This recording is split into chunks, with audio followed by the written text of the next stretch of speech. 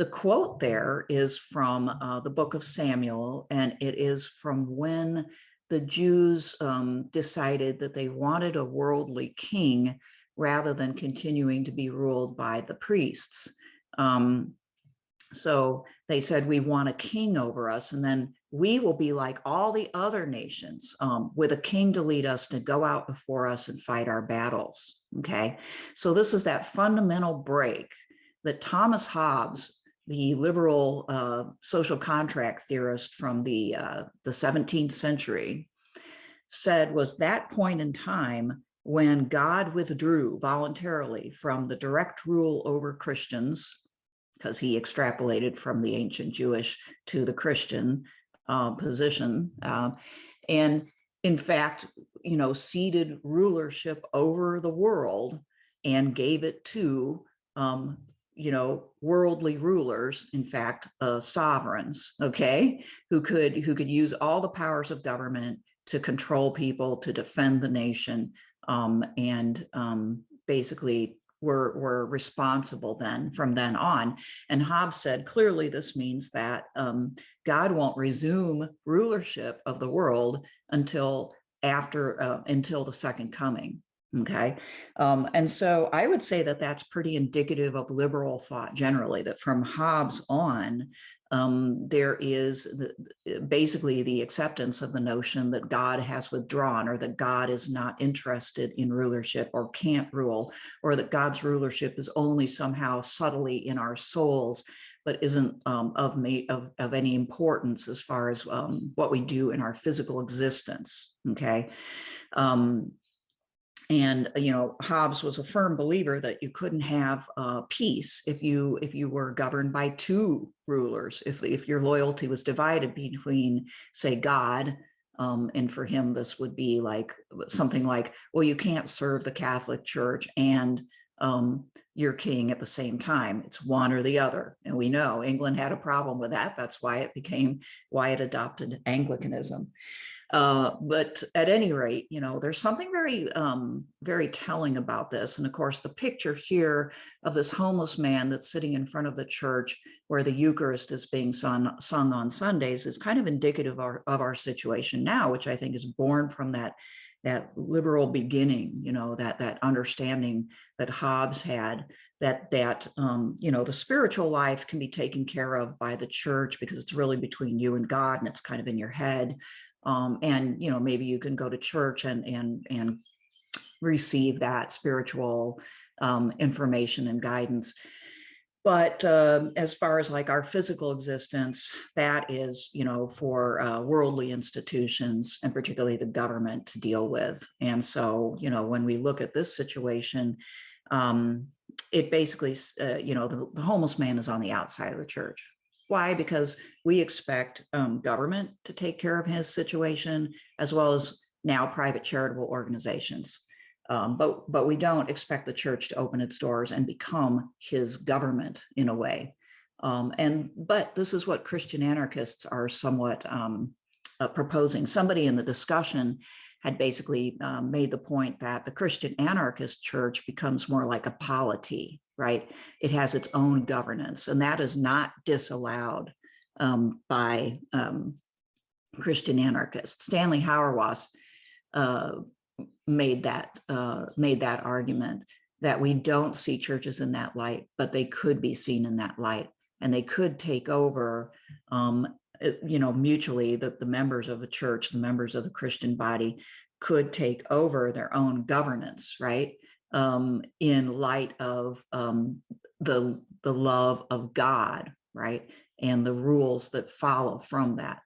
So, at any rate, the Christian anarchist Jesus is a God that does not withdraw and just allow governments to take over, but actually they see Jesus as a revolutionary figure who came not to become the latest, Hobbesian sovereign, but rather to change the whole order of things and to expose the evil and the lies of human institutions that strive to replace God. So we see this at the very beginning in the slaughter of the innocents. That's the photo of the Rubens painting back there. The slaughter of the innocents, where King Herod tried to kill Jesus because he could perceive that his worldly power was threatened, and killed all these firstborn young men in the process. So Jesus was at the very beginning, at his birth, opposed by the, quote, principalities and powers, which are the forces of Satan, basically, the forces of Satan in the world that draw people into these to positions of power over others, and which are wielded by usually, power hungry and greedy people, and literally strive to replace God by becoming gods. Okay. Also, the revolutionary Jesus contextualized Jewish law. So he opposed this type of top-down and very legalistic understanding of what it meant to be a Jew, with his arguments for why can't I heal people and do good works on the Sabbath? The Sabbath was made for man, not man for the Sabbath, and this kind of thing. He disarmed government and economic power, they argue, through nonviolence and forgiveness, because these strategies literally negate the action of this power, this worldly power, by refusing to react to it. And we'll talk quite a bit about that. Refusing to react to it, sticking to what is required by God instead, and being willing to pay the price if necessary for that, allows people to continue to be free instead of being reactive to the worldly powers that seek to control their lives. He was revolutionary in encouraging communal life and complete sharing of property and money. And we saw that in the early Christians as they strove to live their lives as he wanted them to. And most importantly, he overcame Rome's most fearsome display of might in the crucifixion by suffering the same fate as so many people had before him in that crucifixion, willingly undertaking it, again, not resisting it, but doing what he knew he had to do and therefore wanted to do. And also in his resurrection, he shows that he can completely overcome the powers, and so can we, because our lives are not simply for a span of years here on earth, but are eternal. And in death, we have the promise of sharing in the complete glory of God and worshiping the true God forever.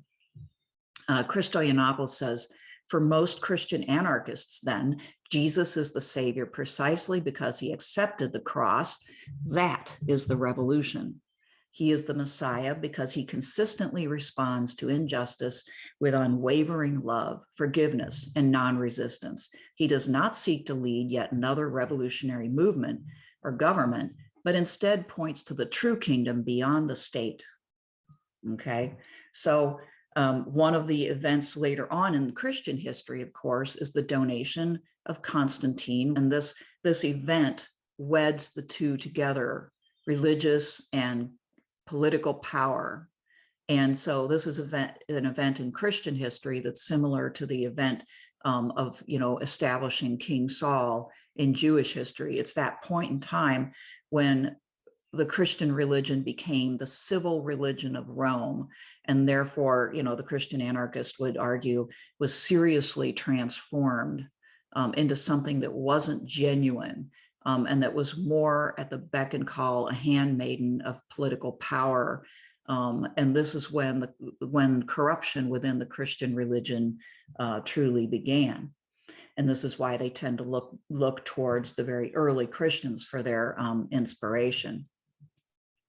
Stanley Hauerwas commented on the Constantinian error, which is a term that he borrowed from John Howard Yoder. So we commit the Constantinian error in the United States today when we take, whether we're conservatives or liberals, activist political stances as participating in civil religion. So when people primarily see their religious activity and their religious response to worldly injustices and dilemmas through political activity, they are participating in civil religion, and they are participating in a mistaken understanding of what it means to be a Christian. Okay.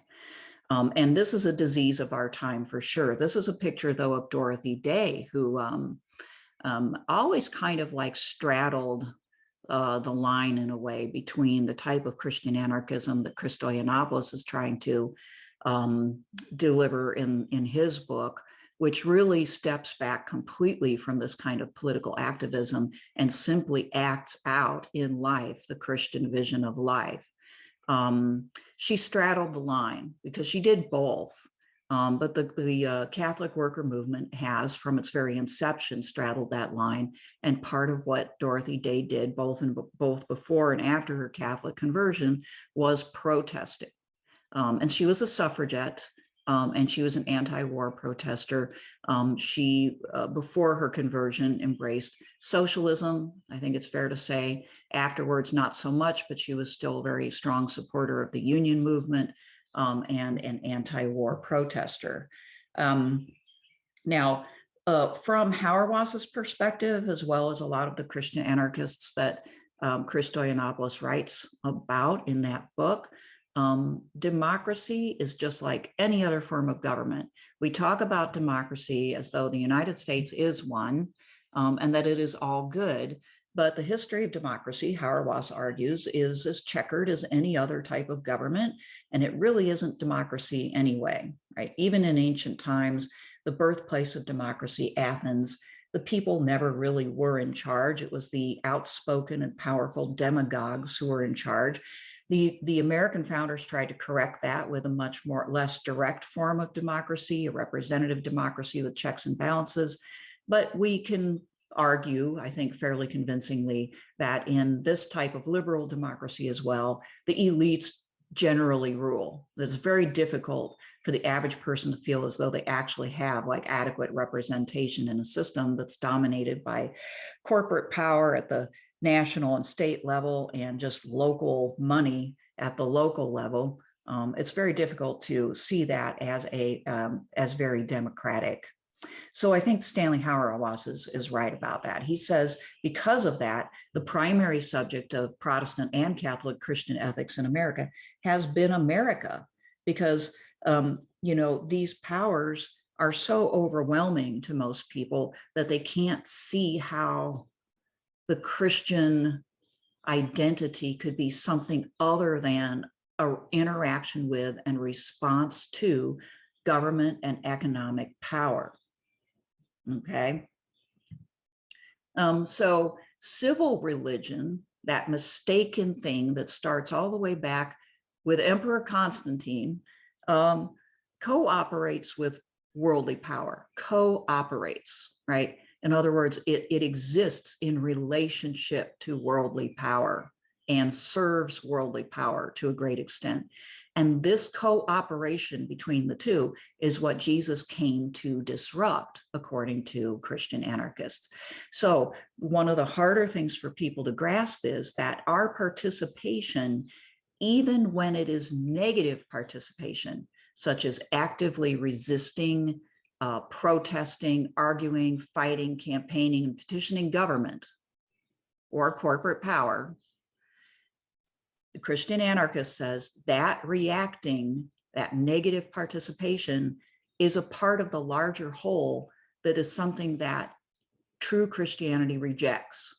Okay. And so therefore, pouring more and more attention into that, even for a very good cause, is to pour energy, attention, and resources into fighting back when those same psychic energies, time, resources could be spent building up, simply sort of divorcing oneself as much as possible from that and beginning to create your own order, your own polity amongst Christians. Okay. Yes, within the larger order, but as much as possible, not reacting to it. Now, this seems like really kind of hard to imagine, and it really is like hard to imagine people could do this, even though the resources really are all around them. Because the power of government and economic power is so strong, okay, and it's so difficult for people to stop reacting, okay, but this is what Christian anarchists are asking them to do. And I guess the primary argument I would bear is just a practical one that I would bear in their favor, is that how well is this going for you? You know, like if you've been doing a lot of protesting, voting, giving money to candidates, you know, writing letters to the editor, informing people on Facebook, how well is that working out? Okay, has anything fundamentally changed? Again, you know, whether a person is a right winger or a left winger, for the most part, no, you can't really say that. Now, occasionally, we see in history examples where active resistance of a nonviolent nature or even somewhat violent nature has made a change. Like the civil rights movement would be a great example of that. It made a change, right? And a pretty fundamental change, but still not completely fundamental. And, you know, so what happened was African Americans won some more equality within the liberal system relative to white Americans. And that's huge, and required a lot of courage, and a lot of lives were lost in the process. And just a lot of fortitude was required in order to fight that battle. So obviously that battle is still not completely won, though, is it? Right. And so there's this continual struggle in this frame of mind just to get up to the level of where white people are at, right? Without perhaps a fundamental reevaluation of whether anybody really ought to live the way we're living, right? Whether once you get there, that this is adequate. It just seems impossible to imagine anything more than just sort of achieving that. So anyway, this is just kind of a precursor to the main topic of the day, but those are things to kind of keep in mind, right, as we move through this. The beatitudes, part of the Sermon on the Mount, I want to reflect on them through what's in the background there, which is Friedrich Nietzsche. I have a pretty good understanding of Nietzsche. I've pretty much read everything Nietzsche wrote, and I'm still here, which means that it doesn't have to depress you. And a lot of Christians have a fairly superficial understanding of Nietzsche. He was a complex individual. His philosophy is complex as far as its feelings towards religion, Jewish, Christian, and otherwise. But I want to look at the Beatitudes through the eyes of Nietzsche, because I think that Nietzsche's response to Christianity it reflects in a lot of ways our own response to it. Even though we dislike Nietzsche, I think that properly understood, Nietzsche is telling us who we are. So anyway, I'm going to read them. Think about what's not included in these. And so we also think about Nietzsche. Blessed are the poor in spirit, for theirs is the kingdom of heaven. Blessed are those who mourn, for they shall be comforted. Blessed are the meek, for they shall inherit the earth. Blessed are those who hunger and thirst for righteousness, for they shall be satisfied. Blessed are the merciful, for they shall receive mercy. Blessed are the pure in heart, for they shall see God. Blessed are the peacemakers, for they shall be called the sons of God. Blessed are those who are persecuted for righteousness' sake, for theirs is the kingdom of heaven. Blessed are you when others revile you and persecute you and utter all kinds of evil against you falsely on my account.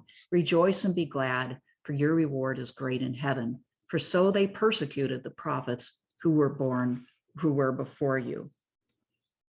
So what's missing there?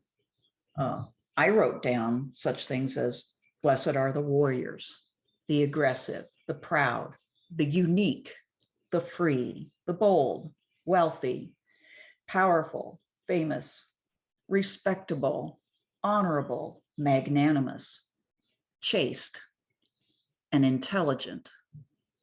Those qualities, except for maybe chastity, yeah, are actually qualities that Nietzsche would admire.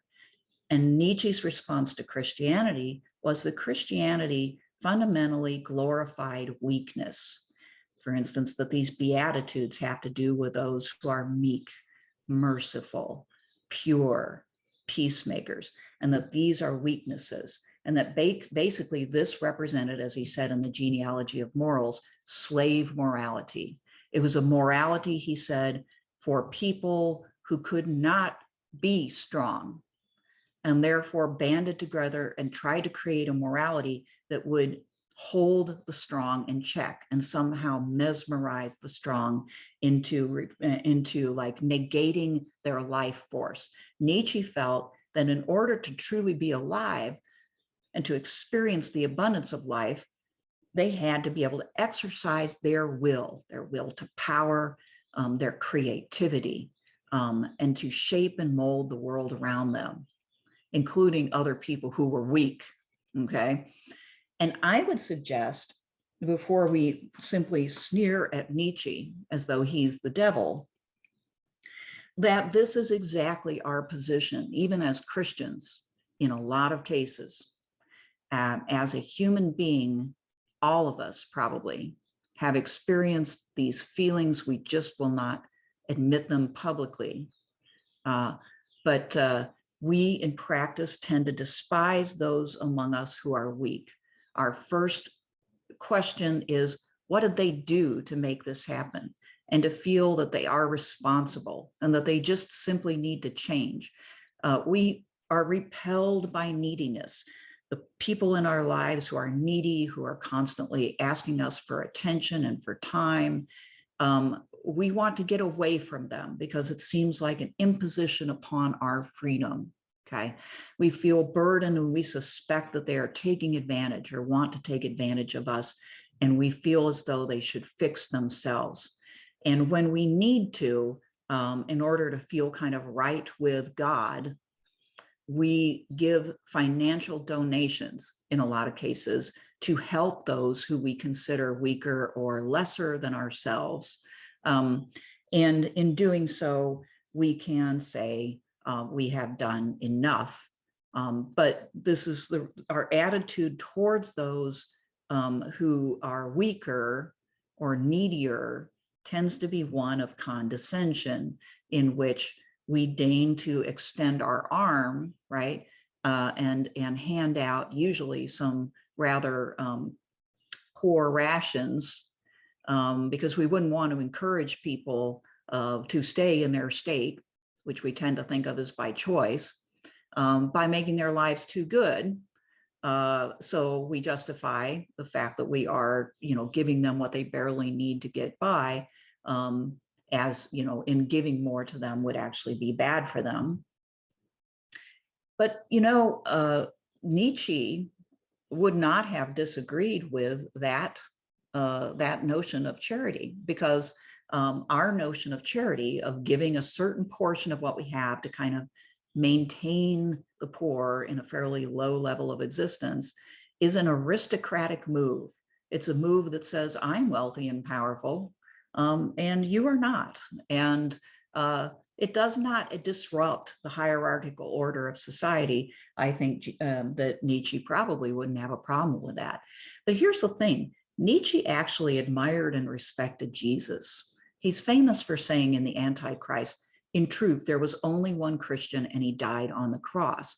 And he says elsewhere that Jesus was somebody like some of the great men in history or great people in history who did exactly what they said they wanted to do, that their actions matched up with their words.